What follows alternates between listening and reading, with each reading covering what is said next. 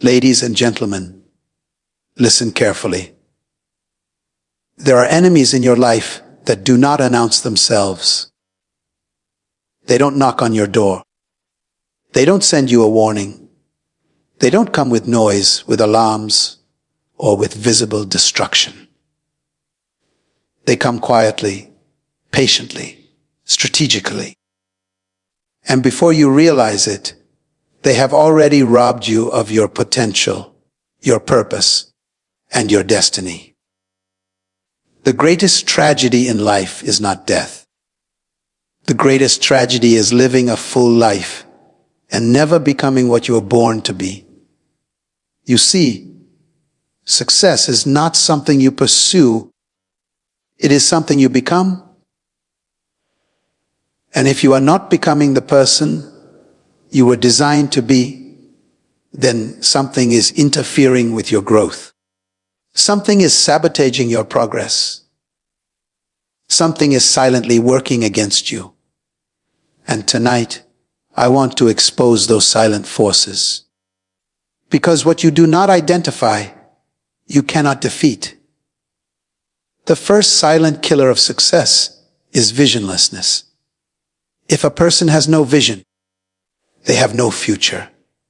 You cannot arrive at a destination you have never defined. Many people wake up every day, go to work, come home, sleep, and repeat the cycle, not because they are committed to a purpose, but because they are trapped in survival.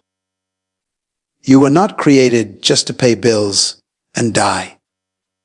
There is something inside of you that is bigger than your current situation.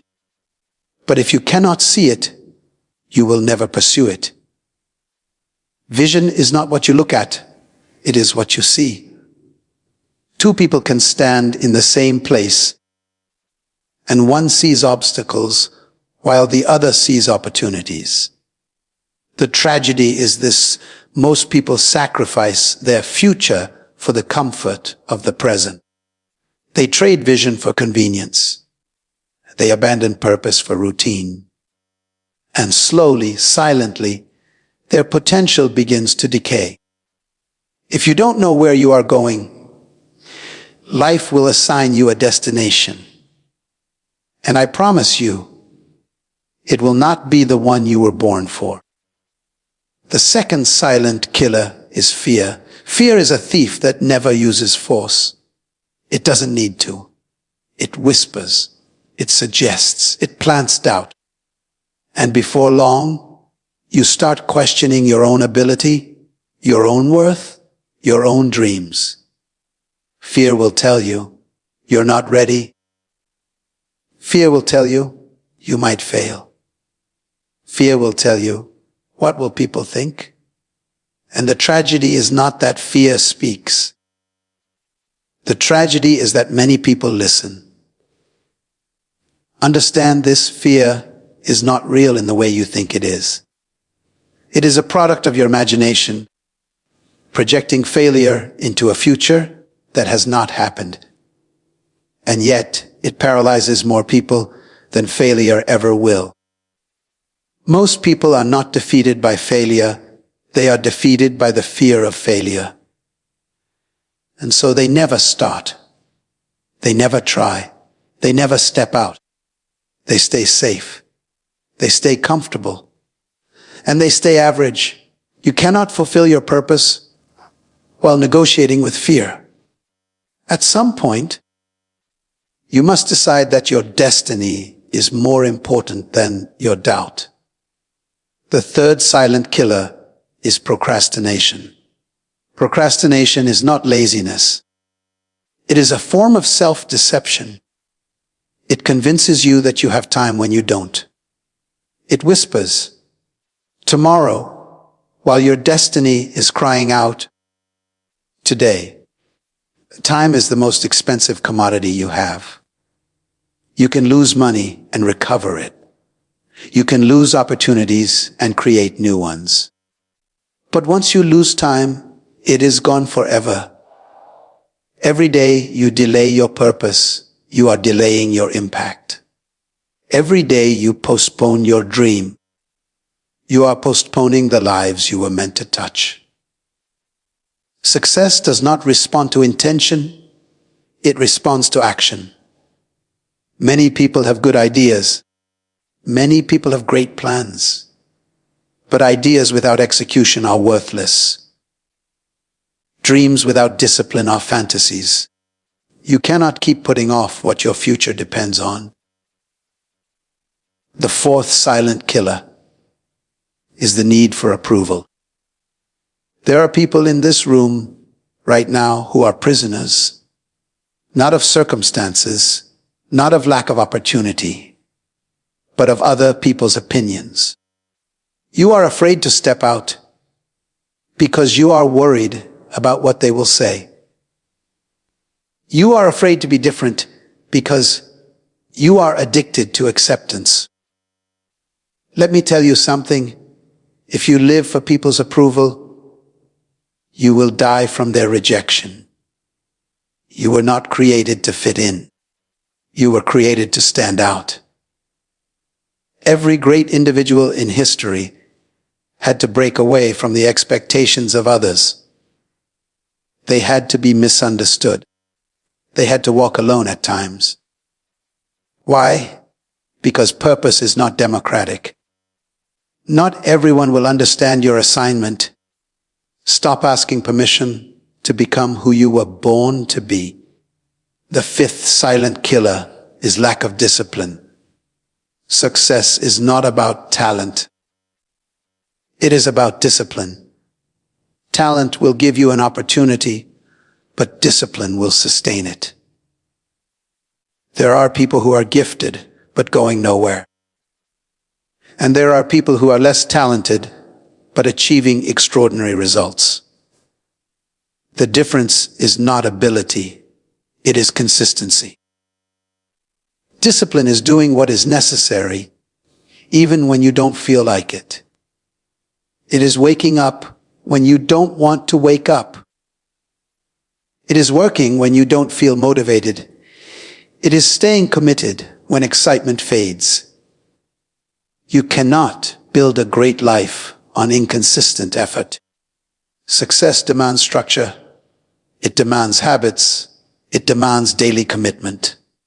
And here is the truth. What you do daily determines who you become permanently. The sixth silent killer is negative associations. You cannot become great while surrounded by small thinking. The people you spend time with will either expand your vision or shrink it. They will either push you forward or hold you back. They will either challenge you or comfort you into mediocrity. Some of you are not failing because you lack potential. You are failing because of your environment. If you are the most driven person in your circle, you are in the wrong circle.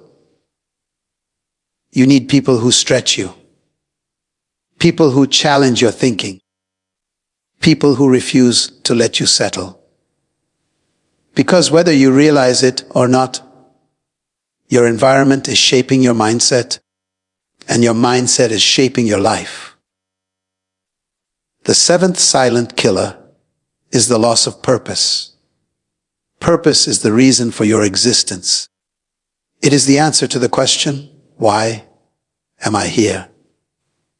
And when a person loses sight of their purpose, everything becomes meaningless. Work becomes exhausting.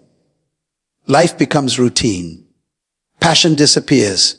You see, success without purpose is empty. You can have money, status, recognition, and still feel unfulfilled. Why? Because you were not designed just to achieve. You were designed to contribute. Your purpose is not about you. It is about the impact you were created to make. When you discover your purpose, something changes. Your energy shifts. Your focus sharpens. Your resilience strengthens. Because now you are not just living, you are driven. and nothing is more powerful than a person who knows why they were born. So here is my challenge to you. Identify what has been silently killing your success. Is it your lack of vision? Is it your fear? Is it your procrastination? Is it your need for approval? Is it your lack of discipline? Is it your environment? Or is it your loss of purpose? Because until you confront it, it will continue to control you. You were not created to live an average life. You were not designed to blend in, to play small, to settle for less. There is greatness inside of you.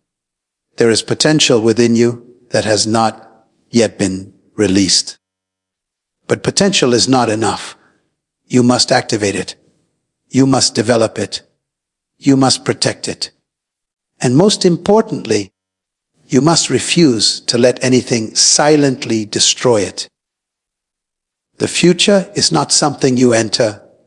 It is something you create. And the life you want is waiting on the other side of the decisions you are afraid to make. So rise up. Silence your fears. Discipline your habits. Guard your vision. Choose your environment carefully. And commit, fully commit to becoming the person you were born to be. Because success is not a mystery. It is a result. And starting today, your results must change. Thank you. Now give me 5 keynotes related to the topic, but different from the script you wrote. And do not expand them. Success is often lost in small daily compromises, not big dramatic failures. Comfort can quietly become a cage that prevents growth and progress. Unused potential fades faster than lack of opportunity. Clarity of identity determines the direction of achievement.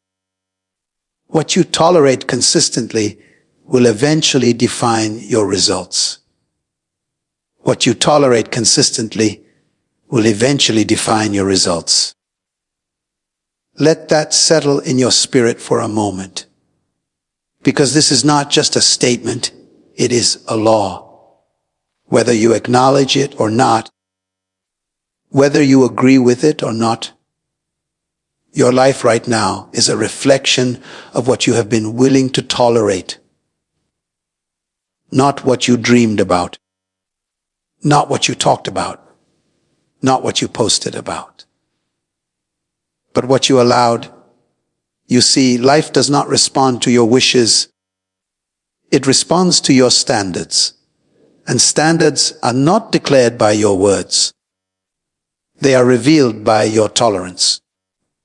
If you tolerate lateness, you will live a life that is always behind. If you tolerate excuses, you will build a life full of limitations. If you tolerate inconsistency, you will experience unstable results. Because whatever you permit, you promote. Many people are frustrated with their lives, but they have never evaluated what they are allowing into their lives. They complain about outcomes while protecting the very habits that created those outcomes. And that is where the problem begins. Because you cannot change your life while defending the behaviors that are destroying it. There are things in your life right now that you know are not right. Habits you have excused. Patterns you have justified. Environments you have accepted. And every time you choose to tolerate them, you are casting a vote for the life you currently have. Every single day, your actions are voting for your future. Not once in a while, not occasionally, but consistently. And consistency is what builds identity. You don't become something overnight. You become it through repeated tolerance. You tolerate waking up late. Eventually, you become someone who lacks urgency. You tolerate cutting corners. Eventually, you become someone who lacks integrity. You tolerate mediocrity. Eventually, you become average. And then one day, you look at your life and wonder how you got there. But it didn't happen suddenly. It happened silently. One compromise at a time. One excuse at a time. One tolerated behavior at a time. And here is the danger: tolerance is deceptive. It rarely feels like destruction in the moment. It feels comfortable. It feels harmless. It feels manageable. But what feels small today can become permanent tomorrow. A small leak, if ignored, will sink a great ship. In the same way, a small compromise, if repeated, will sink a great destiny. You cannot afford to be casual about what you allow, because your life is always moving in the direction of your most tolerated behaviors. If you tolerate distractions, your focus will weaken. If you tolerate negativity, your mindset will decline. If you tolerate poor standards, your results will reflect it. And the painful truth is this: most people are not suffering because they lack opportunity. They are suffering because they have normalized what should never have been acceptable. They have become comfortable with things that are quietly destroying them. Comfort is one of the most dangerous environments you can live in when it is built on low standards, because it removes urgency. It removes accountability. It removes the desire to change. You start saying things like, "It's not that bad. It could be worse. I'll deal with it later." And while you are saying that, your potential is slipping away. You were not designed to tolerate a life beneath your capacity. You were not created to manage dysfunction. You were created to transform environments. But transformation begins with a decision to raise your standards, a decision to say, "This is no longer acceptable." And understand this: every level of success requires a new level of intolerance. You cannot reach a higher level while accepting lower standards. Growth demands that you become more selective, more disciplined, more intentional. Because as your vision expands, your tolerance must decrease. You cannot say you want excellence while tolerating mediocrity. You cannot say you want success while tolerating laziness. You cannot say you want growth while tolerating stagnation. Those two cannot coexist. And yet, many people try to hold on to both. They want the rewards of discipline without the discomfort of discipline. They want the results of excellence without the responsibility of excellence. But life does not work that way. You will always be paid according to the standards you enforce in your own life. Not the standards you admire, not the standards you talk about, but the standards you live by. And standards are enforced through what you refuse to tolerate. Let me ask you something. What have you been allowing that you should have confronted? What have you been excusing that you should have eliminated? What have you been postponing that you should have addressed? Because every unanswered problem becomes a permanent pattern.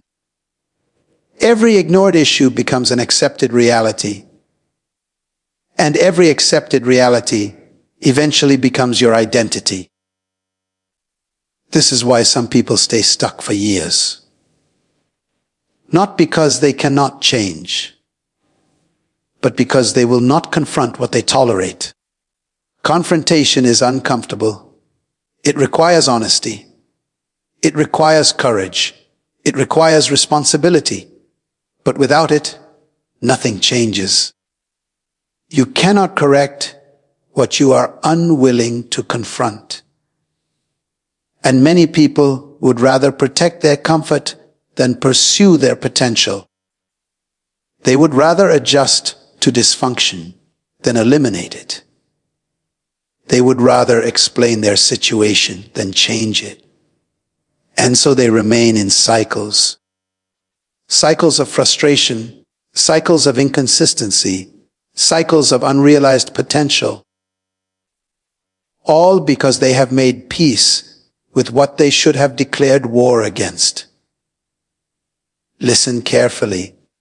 Anything you do not challenge will remain. Anything you do not correct will continue. Anything you do not remove will grow. And growth works in both directions. Positive habits grow. Negative habits grow. Discipline grows. Negligence grows. Excellence grows. Mediocrity grows. The question is not whether something is growing. The question is, what are you feeding? Because whatever you feed in your life will dominate your life. If you feed distraction, it will dominate your focus. If you feed excuses, they will dominate your decisions. If you feed fear, it will dominate your actions. And feeding does not always look like effort. Sometimes feeding looks like tolerance. Sometimes feeding looks like ignoring. Sometimes feeding looks like saying, "It's okay," when you know it is not. You have to become aware of what you are reinforcing. Because reinforcement creates repetition, and repetition creates identity. And once something becomes part of your identity, it becomes difficult to break. That is why you must be intentional early. Do not wait until a habit becomes a stronghold before you address it. Do not wait until a pattern becomes permanent before you confront it. Because the longer you tolerate something, the stronger it becomes. And the stronger it becomes, the harder it is to remove. This is not about perfection. It is about awareness and responsibility. You will make mistakes. You will have moments of weakness. You will fall short at times. But the issue is not the mistake. The issue is whether you tolerate the mistake.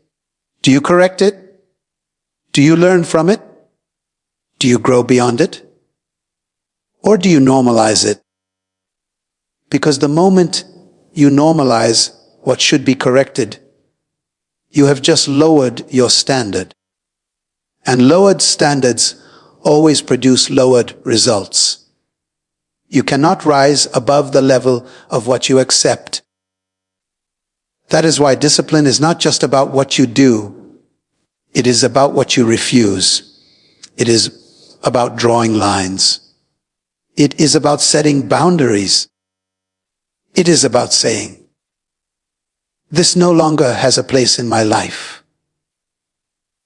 And let me tell you something, every boundary you set will cost you something. It may cost you comfort. It may cost you relationships. It may cost you familiarity. But it will always pay you back in growth. Because anything that cannot survive your standards was never meant to stay in your life. Some people will fall away when you raise your standards. Not because you changed for the worse, but because you changed for the better. And they were comfortable with the version of you that tolerated less. You must be willing to outgrow environments, that no longer align with your future. Because if you don't, those environments will shape you into someone you were never meant to become. You cannot keep lowering your standards to maintain connections. At some point, you must raise your standards and let the right connections find you, because your environment will always reinforce what you tolerate. If you tolerate negativity, you will attract negativity. If you tolerate mediocrity, you will be surrounded by mediocrity. If you tolerate growth, discipline, and excellence, you will begin to attract those same qualities. Your life is not random. It is a reflection of your standards, a reflection of your decisions, a reflection of your tolerance. And if you want different results, you must become intolerant of anything that contradicts the life you are trying to build. You cannot negotiate with the very things that are working against you. You cannot compromise with habits that are costing you your future. You cannot coexist with mindsets that are limiting your potential. There must be a shift in what you allow, a shift in what you accept, a shift in what you refuse to carry any longer. Because the moment you change your tolerance, you change your trajectory, you change your habits, you change your environment, you change your identity. And once your identity changes, your results have no choice but to follow. That is how transformation happens, not through sudden breakthroughs, but through consistent elevation of standards, day by day, decision by decision, moment by moment, until the things you once tolerated become the things you no longer recognize in your life.